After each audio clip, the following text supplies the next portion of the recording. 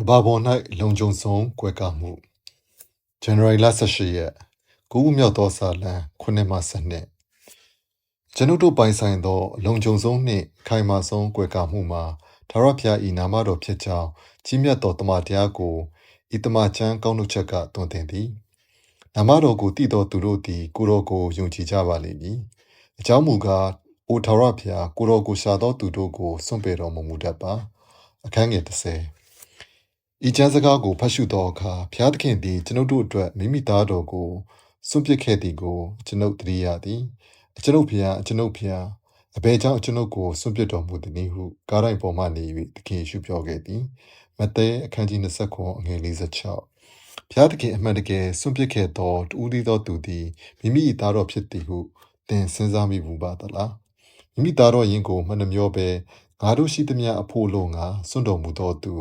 ယောမအခန်းကြီး8အငယ်32ကိုတော်သည်ဤသို့ပြုခဲ့သည့်အတွက်သားတော်အတွက်ကြောင့်ကျွန်ုပ်တို့မြည်သည့်အခါမှစွန့်ပစ်မည်မဟုတ်ကြောင်းကျွန်ုပ်တို့ယုံကြည်စိတ်ချနိုင်သည်ခမည်းတော်သည်မိမိ၏သားတော်ကိုချစ်တော်မူပြီးသားတော်အားသင်သည်ဤလူများအတွက်အသေးခံခဲ့ပြီးငါသည်သူတို့ကိုမြည်သည့်အခါမှစွန့်ပစ်မည်မဟုတ်ဟုဆိုသည်ကျွန်ုပ်တို့အတွက်ဘုရားသခင်ဂရုတော်မှာငါသည်တင့်ကိုမစွန့်တင့်ကိုအလင်းပြည့်၍မထားဟုဂရုတော်ရှိ၏ဟေဘရဲ73ငါသည်လည်းသင်တို့နှင့်အတူအစင်မပြတ်ရှိသည်ဟုသောစကားရှင်မသက်ခရစ်ဝင်ကျမ်းအခန်းကြီး28အငယ်20၌ကျွန်ုပ်တို့ဘုရားသခင်၏နောက်ဆုံးစကားဖြစ်သည်။ဝါလောကတစ်ခုလုံးတွင်အလုံးစုံဆုံးသောနေရာမှာဘုရားသခင်၏အလိုတော်၌တည်ရှိနေခြင်းဖြစ်သည်။လောကတစ်ခွင်လုံး၌လုံခြုံဆုံးကွယ်ကာမှုမှာဘုရားသခင်၏နာမတော်ဖြစ်သည်။ကိုရော၏နာမတော်ကို